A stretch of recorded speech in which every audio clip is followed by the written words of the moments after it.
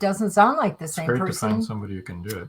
I know. How talented are they? They are. Like I said, I'm super excited to see what she does with it. So Yeah, that'll be fun. Mhm. All right, so here's Tested by Fire, which is your latest book. Yep. And maybe you would like to do a little bit of reading from that. I can do that. I said before, this is the beginning part, so you kind of get your first glance at Robin. Okay. So it kind of lets you kind of go and start to follow her mind and where it's going. So chapter 1 is Fire is Never a Gentle Master. Ben, Andrea said, jostling her husband. Ben, wake up. Honey, Ben mumbled in his heavy sleep state. Please quiet down so you don't wake Robin again. Ben, I'm serious. Something's wrong. Her voice faded as the color drained from her face. Ben, there's smoke coming from under the door, Andrea said, jumping out of bed. Looking to the window, she remembered the bars on the outside of all their doors and windows. The realization of the situation hit. Ben, we have to get to Stevie and get out of here. What do you mean? He asked groggy. There's a fire. Get up. Andrea's hand sizzled when she touched the doorknob. It's in the hall, Ben. Get up now.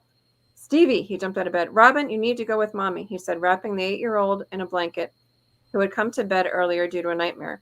Turning to Andrea, he instructed, keep her face covered until you're outside. He snatched a couple shirts from the hamper.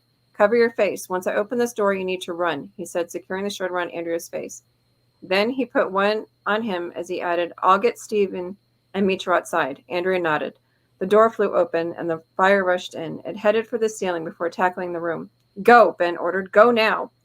Andrea bolted from the room into the flames. As she ran, she stopped for a moment to look at Ben. When she saw him duck into Stephen's room, the flames chased him in. Mommy, it's hot, Robin complained from inside the covers. She coughed, gagging on the smoke. Andrea pawed at the fire that was trying to eat the blanket wrapped around her daughter. Passing the kitchen, Andrea's head began to spin. Coughing, she dropped to the ground.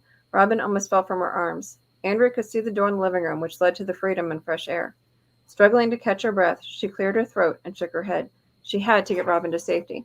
Come on, baby. We need to get out of here. Stumbling into the living room, the flames surrounded them. How will I get out of this? God, please help, she begged, tears streaking down her face as panic took over. I don't want my little girl to die. The fire-engulfed living room looked like a literal hell to Andrea. As she fought her way to the door, the fire consumed the bottom of the bookcase, causing it to fall. It caught the bottom of Andrea's leg. Tugging on her leg, the fire closed in on Andrea. In that instant, she realized the horrific reality and knew what she had to do. Andrea unwrapped Robin and threw the blanket into the fire. Honey, you need... Andrea knew she would not make it to the door, but Robin could. You need to get out of here. Quick, get outside. You need to come with me, Mommy, Robin pleaded, tugging on her mother's arm. You have to come with me. Andrea pushed Robin toward the door. Go. I can't, Robin sobbed. You have to come with me, Mommy. Go, Robin. Go get help. Running to the door, Robin fumbled with the bolt for a moment before she finally got it and the door unlocked. Turning to her mom, to tell her the good news, she saw her mom's body being consumed while she screamed in terror. Their entire home was fully engulfed by the flames. Wide-eyed, Robin stared at her, unable to form any thought. The door burst open, and the firemen filled the doorframe. She saw them in skull, but never this close up. He snatched her out of the house, hugging her to his body. She watched over her shoulder as the firemen ran into the burning house after her family. Never taking her eyes off the house, she was enthralled by the way the flames devoured her home. They almost seemed to wave at her.